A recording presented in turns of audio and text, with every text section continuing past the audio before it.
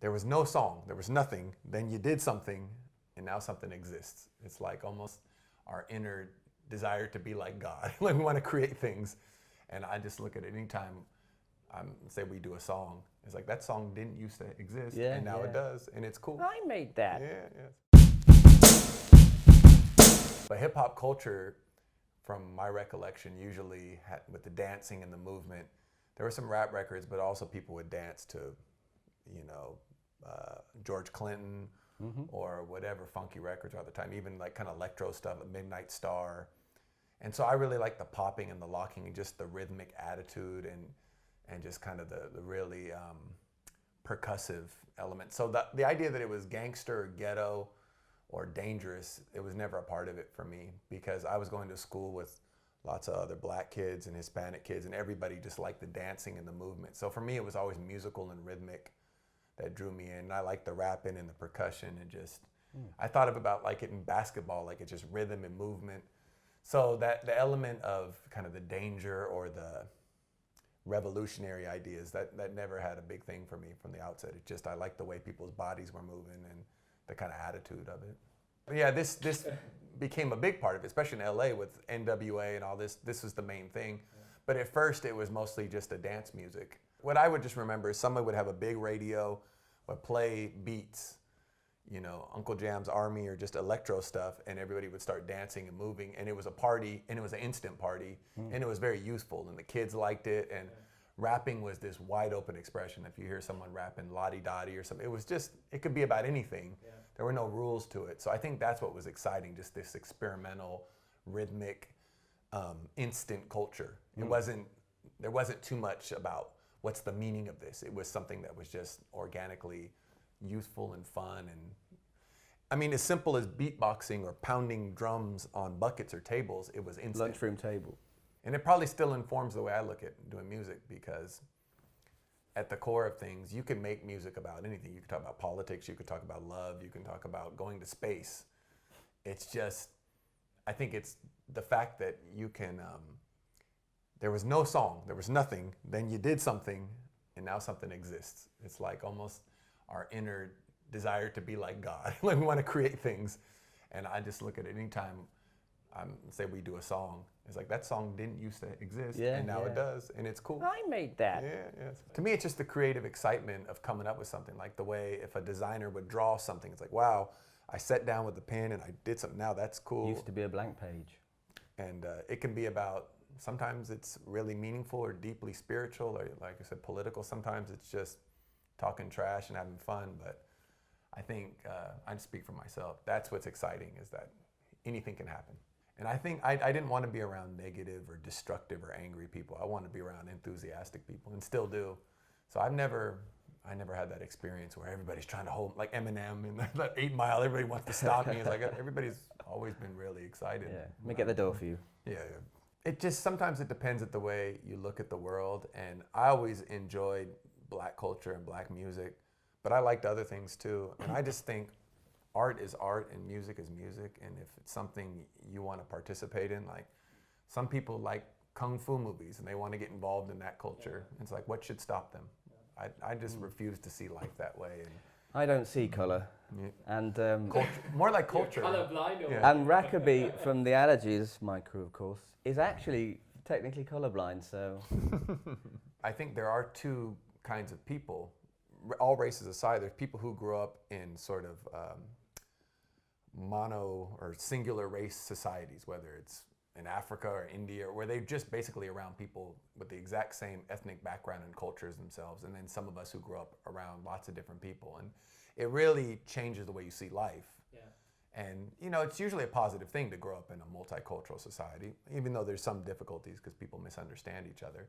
But yeah, I think a lot of people who grew up in like a place like Kiel, or maybe you had this experience in growing up in the Midlands, where you're just not around it's not just ethnic either, it can be just different economic groups, or just different cultural experiences, or whatever it is.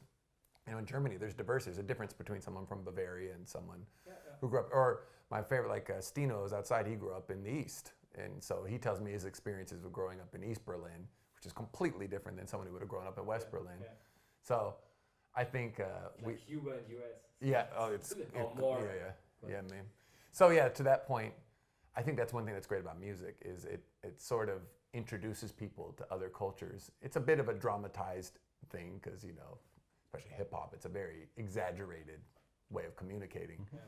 But I think that for a lot of people who grew up isolated, this is the vehicle by which they learn. Yeah. Sometimes that's positive, sometimes it's negative, because you could think everybody from Compton has got a gun, which isn't true. It's really, for the most part, a middle-class city. It's not really a very dangerous city, but there's some places. So yeah, but you could have these ideas, but it also introduces you maybe to culture. And so I think that's why we like music, because it kind of exposes us to different things. Hip-hop was an underground movement. It started out as underground. And then slowly it gained some commercial notoriety and success. But it still was its own culture. At some point, I would say in the early 90s, it completely crossed over and became a mainstream music, whether it was Dr. Dre or Tupac. The era of Dr. Dre and the Chronic, wasn't it? And then that became the cultural standard. It's a pop music. And I think hip-hop's always struggled to stay true to what it is and to be pop music. It really is awkward.